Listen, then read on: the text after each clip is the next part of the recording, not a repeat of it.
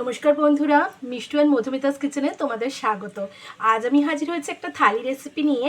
এখানে রয়েছে লাউ শাক ভাতে পোস্ত দিয়ে মাখা, সজনা আলু দিয়ে পোস্ত, আর ইলিশ মাছের পাতুরি আর ইলিশ মাছের ভাপা। তো কিভাবে করি চলো চটপট শুরু করে দিই রেসিপিগুলো। আমার সাথে থেকো ভিডিওটাতে, এই অনুরোধ রইল। বন্ধুরা, প্রথমে আমি একটা মশলা বানিয়ে নিয়েছি। এটার মধ্যে রয়েছে 2 টেবিল স্পুন পোস্ত, 2 টেবিল স্পুন সর্ষে আর 2 টেবিল স্পুন নারকোল আর 3 থেকে 4টে কাঁচা লঙ্কা একটু ঝালের দিকে নিয়েছি, দিয়ে একসাথে আমি পেস্ট করে নিয়েছি।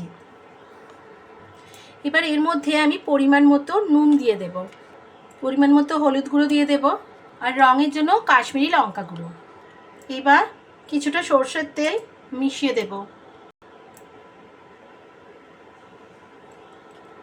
অল্প ধনেপাতা কুচি মিশিয়ে দেব, অল্প 1 চামচ মতো জল দিয়ে দেব,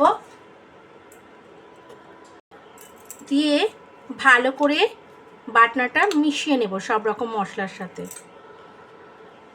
আমার মেশানো হয়ে গেছে। বন্ধুরা, আমি 4 পিস একে পরিষ্কার করে নিয়েছি ইলিশ মাছ, আর ভালো করে নুন হলুদ মাখিয়ে মিনিমাম আধ ঘন্টা রেখে দিয়েছিলাম। হ্যাঁ, এইবার আমি মশলাটাও রেডি করে নিয়েছি, আর মশলাটার মধ্যে আমি 4টে লম্বা লম্বা মানে কাঁচা লঙ্কা এইভাবে চিড়ে নিয়েছি। তো মশলাটাও আমার রেডি। এবার পাতুরি করার জন্য আমি কলা পাতা ধুয়ে পরিষ্কার করে শুকিয়ে নিয়ে সেঁকে নিয়েছি। এটার আমি তোমাদের দেখাইনি, শুধু শুধু ভিডিওটা বড় হয়ে যাবে বলে। আর এতে আমি সর্ষের তেল মাখিয়ে নিয়েছি। এরমভাবে আমি 2টো কলা পাতা রেডি করে নিয়েছি। এবার আস্তে আস্তে আমি একটা মাছ নেব, নিয়ে ভালো করে মশলা মাখাবো, দিয়ে আমি এদিকে ফিটে রাখবো। রেখে আবারও ভালো করে মশলা দেব চারদিকে,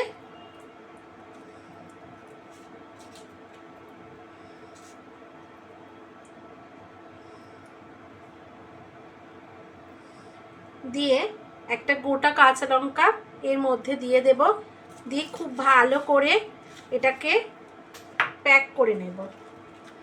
নিয়ে এটা এবার সুতোর সাহায্যে, দেখো এরমভাবে ভালো করে মুড়ে নিলাম, নিয়ে এবার সুতোর সাহায্যে আমি বেঁধে নেব। রাখছি, রেখে বেঁধে নেব।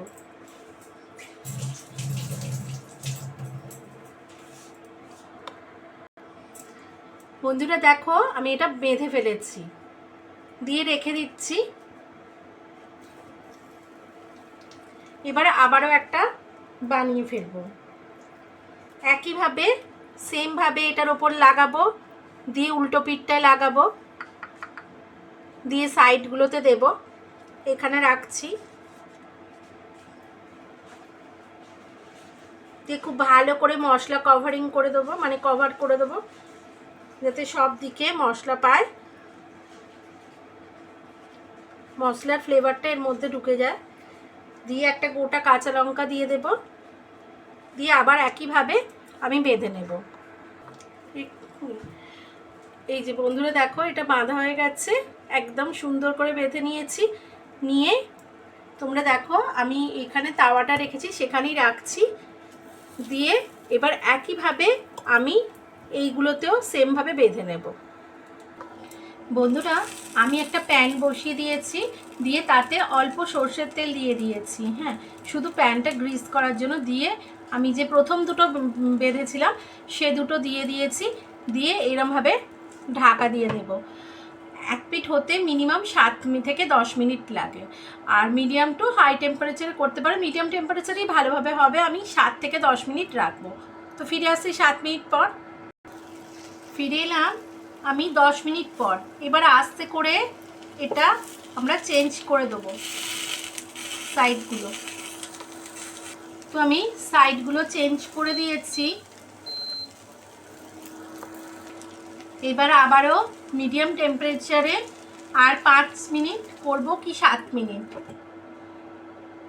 তো ফিরে আসছি 5 মিনিট পর। ফিরে এলাম আরও 5 মিনিট 7 মিনিট পর। এইবার আমাদের রেডি, আমি সার্ভ করে দেখিয়ে দিচ্ছি। প্রথমে আমি একটা প্যান বসিয়ে কিছুটা সরষের তেল আর 1 চামচ 5 ফোড়ন দিয়েছি। এবার একটা শুকনো লঙ্কা ফাটিয়ে দিয়ে দিলাম। শুকনো লঙ্কার ফোড়ন থেকে মিষ্টি গন্ধ হলে একটা টমেটো কুচি দিয়ে দিলাম। টমেটোটা তাড়াতাড়ি নরম হওয়ার জন্য অল্প নুন দিয়ে দিলাম। টমেটোর একটু ভাজা হয়ে গেলে পরিমাণ মতো হলুদ দিয়ে একটু টমেটোটার সাথে মিশিয়ে নিলাম।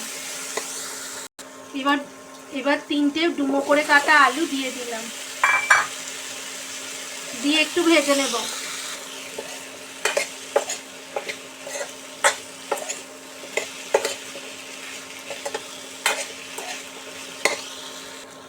মিনিট খানেক সময় ধরে আলুটা ভেজে নিলাম টমেটোর সাথে। আগে নুন দিয়েছি, সেই হিসেব করে পরিমাণ মতো নুন দিয়ে দিলাম, দিয়ে আবারও একটু নেড়ে ভেজে নেব। বেশ কিছুক্ষণ কষিয়ে নেওয়ার পর উষ্ণ গরম জল দিয়ে দিলাম, দিয়ে ঢাকা চাপা দিয়ে মিনিট 10-12 সিদ্ধ করে নেব। ফিরে এলাম মিনিট 12 পর। আলুগুলো এখন সিদ্ধ হয়ে গেছে। এবার আমি শুধু ফুল ধুয়ে বেছে নিয়েছি, কোনো বোটা বা ডাঁটি নেই। এবার কিন্তু হয় কুড়ি দিলেও কিন্তু কষা হয়, শুধু ফুল বেছে দিতে হবে। ফুলগুলো আমি দিয়ে দেব। ফুলগুলো এর সাথে ভালো করে মিশিয়ে নেব। এই সময় 2 টেবিল স্পুনের মতো পোস্ত দেব। পোস্তর পরিমাণটা একটু বেশি দিলে খেতে ভালো হয়। ঠিক নামাবার একটু আগেই কিন্তু পোস্তটা আর ফুলটা দিতে হবে, নইলে গুণাগুণ ফুলে নষ্ট হয়ে যাবে। আর এই সময় মিক্সারের বাটি ধোয়া জলটাও দিয়ে দেব, দিয়ে ভালো করে নেড়ে নেড়ে শুকিয়ে নেব পোস্তটা। পোস্তর জল শুকিয়ে গেছে। এবার কাঁচা তেল 2-3 পলা ছড়িয়ে দেব। আমাদের ফুল পোস্ত রেডি। এবার সার্ভ করে দেবো। লাউ শাক ভাতে মাখার জন্য আমি প্রথমে কচি লাউ ডগাগুলোকে, লাউ শাকের কচি পাতার লাউ ডগাগুলোকে ছোটো ছোটো করে কেটে নিয়েছি। এবার আমি এই অল্প নুন দিয়ে এটা বয়েল করে নিয়েছি। তো এবার এটাকে আমি আলাদা করে নেব, ডাঁটিগুলো মানে ডাঁটাগুলো আর শাকগুলো। যেহেতু আমি নুন দিয়ে বয়েল করেছি, তাই এবারে আমি বিট নুন দিচ্ছি। পরিমাণ মতো বিট নুন দিয়ে দিলাম 2টোর ওপরে। আমি 2টো কাঁচা লঙ্কা বড় পোস্তর সাথে বেটে নিয়েছি, সেই পোস্ত বাটাটা দিয়ে দেব। এবার পরিমাণ মতো কাঁচা তেল দিয়ে দেব।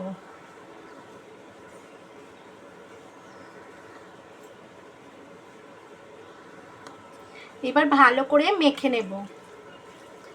ডাটা যেগুলো খুব নরম সেগুলো আলাদা মানে এর মধ্যেই রেখেছি, কারণ হচ্ছে যদি আমরা ভাতের মধ্যে শাকটা মেখে খাবো, তো এবার ডাঁটাগুলো চিবোতে ভালো লাগে, তো তাই জন্য আমি একটু এরকম আলাদা করে দিই, যাতে মানে ভাত দিয়ে মাখার সময় মিশে না যায়। তো আমাদের হয়ে গেল। তো বন্ধুরা, আজ আমি লাঞ্চ থালি সাজিয়ে ফেলেছি লাউ শাক ভাতে দিয়ে, আর সজনা ফুল পোস্ত, আর ইলিশ মাছের পাতুরি, আর ভাপা। এটা হচ্ছে ইলিশ ভাপা। তো এইটা আমি রেসিপি দেখাইনি, এটা আমার ডেসক্রিপশন বক্সে এই 2টোর লিঙ্ক আমি অলরেডি পোস্ট করে দেবো। তো কেমন লাগলো বন্ধুরা আজকে আমার লাঞ্চ থালি সানডের?